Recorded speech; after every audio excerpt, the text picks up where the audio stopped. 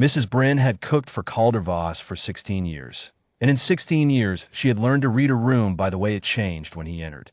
Conversations dropped a register. Shoulders pulled back. People who had been slouching over their wine found something important to do with their hands. It was not that he shouted or threatened. He almost never raised his voice.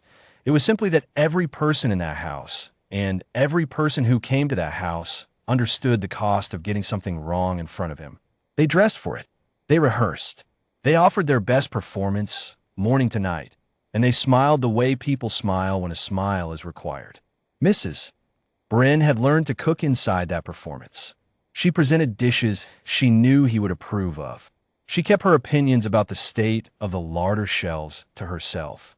She had 16 years of data on how to be invisible without being absent, and she had arranged her life accordingly. She had never, in those 16 years, seen anyone arrive at the Voss house the way Marta O'Rell arrived. It was a Tuesday in late autumn. The permanent housekeeper had left 6 weeks before, a family matter handled quietly, and the agency had sent 3 candidates before sending Marta. The first 2 had lasted 40 minutes each, too eager, too careful, too aware of who they were standing in front of. Calder had not dismissed them with anything so direct as a word. He had simply looked briefly at the wall behind their heads, and both women had thanked him and gathered their things. Marta O'Rell came in with a canvas bag over one shoulder and a printed list of questions about the house. She shook Mrs. Bryn's hand and asked about the boiler before she had taken off her coat. Then she stood in the kitchen, looked at the ceiling with its small brown water stain in the far corner, and wrote something in her notebook. The guttering on the east side, she said, to no one in particular. Someone wants to take a look at that before spring. She was not beautiful in any way the house was accustomed to noticing. She was a woman in her late 30s, brown-eyed and direct, in a pressed gray coat and sensible shoes. She had a habit of going very still when she was thinking, and a habit of saying exactly what she meant without circling it first. Mrs. Bryn thought both habits were going to cause problems. Calder came into the kitchen 20 minutes later, mid-morning, the way he sometimes did when something had pulled him from his study without a clear reason. He wore a dark jacket and no expression in particular. He looked at Marta O'Rell, who was measuring the depth of a cabinet shelf with a wooden rule, and said nothing. Marta looked up, recorded the measurement, capped her pen, and introduced herself. "The agency sent you," Calder said. "Yes." She looked at her list. "I have a few questions about how the house is usually run. Whenever suits you." Calder studied her for a moment in the way he studied everything, a long, unbothered appraisal that most people found very difficult to hold. Marta looked back with the expression of someone waiting for a bus. He answered her questions, 3 of them. Then he left. Mrs. Bryn stood at the range and did not say anything because she was not sure what there was to say. She had expected Marta to look relieved once he was gone. But Marta had already moved on to question 4 and was marking a note about the linen cupboard. That was the first morning. The first month was a sequence of small moments that Mrs. Bryn collected the way she might collect things found on a walk, not knowing yet what she was gathering them toward. There was the morning Marta left the window sash in the upstairs study open, and Calder found it and said, with a quiet precision that had made a great many people very pale, that he preferred closed. Marta had looked at him without a flicker of apology and said the draft would prevent the mold from returning to the east wall, which the previous housekeeper had not addressed, and which would cost more to remediate in 6 months than it would to tolerate a cold window for 8 weeks. She had delivered this calmly and then offered to leave the choice to him. He left the window open. Mrs. Bryn had noted that. There was the afternoon an associate of Calder's came to the house, a polished, watchful man who smiled very often, and found Marta sweeping the front step. He treated her with the good-humored dismissiveness that powerful men sometimes direct at people they classify as furniture. Marta did not react. She finished the step, held the door, and directed him to the east sitting room in a tone, so even it gave the impression she had simply not noticed. The man's smile had not quite recovered by the time Calder came down to greet him. Calder noticed. Mrs. Bryn could tell by the way he looked once, briefly, at Marta's back as she went toward the kitchen, but he said nothing. There was the evening, 3 weeks in, when Calder came into the kitchen near 9 o'clock and poured himself a glass of water and stood at the counter, saying nothing for several minutes. Marta was writing her weekly order at the kitchen table and paid him no particular attention. She did not make conversation. She did not arrange her posture or her expression. When she finished the order, she set her pen down and said, without looking up, "There are cold cuts from supper if you haven't eaten." Calder had looked at her. "I'm not hungry." "All right," she said, and went back to her notebook. Mrs.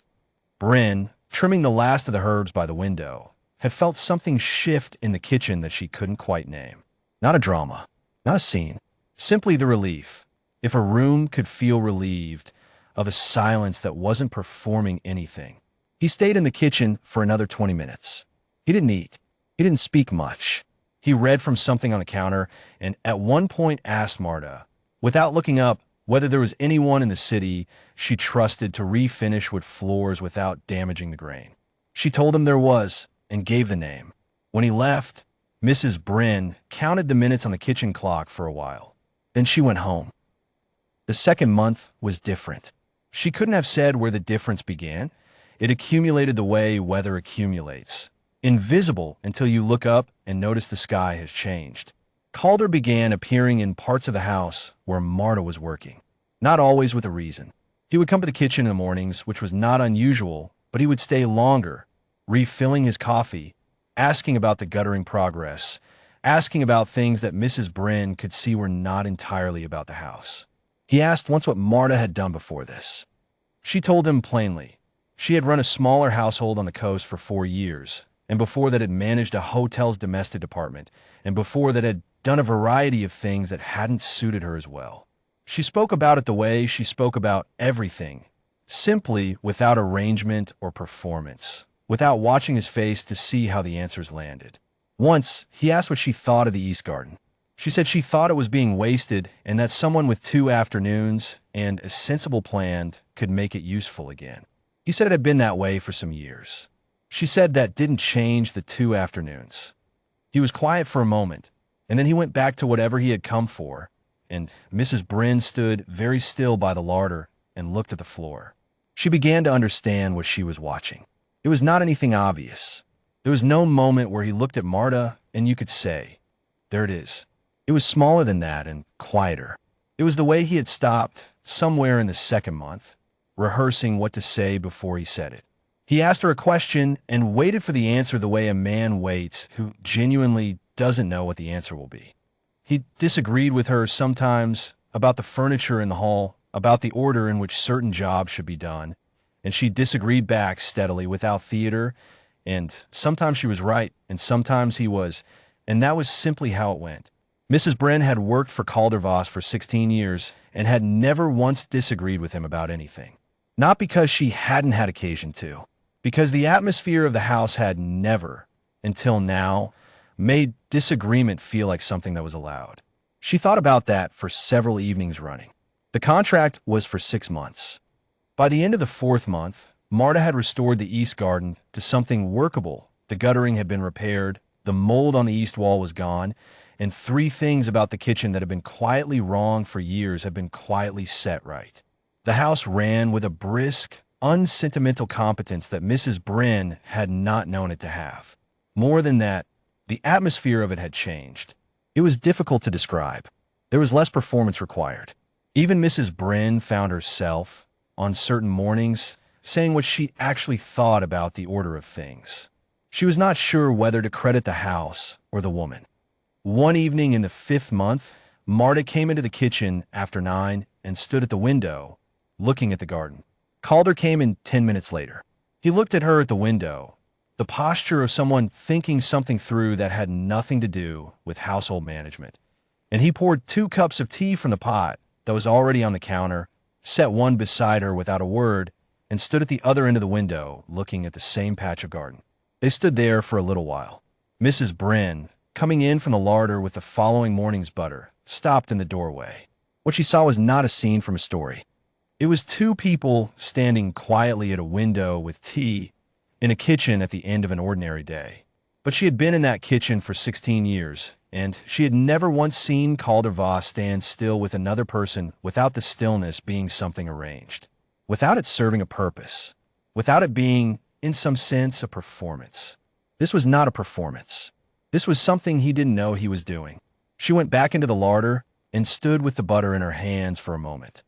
The contract end date was a Tuesday in early spring. Mrs.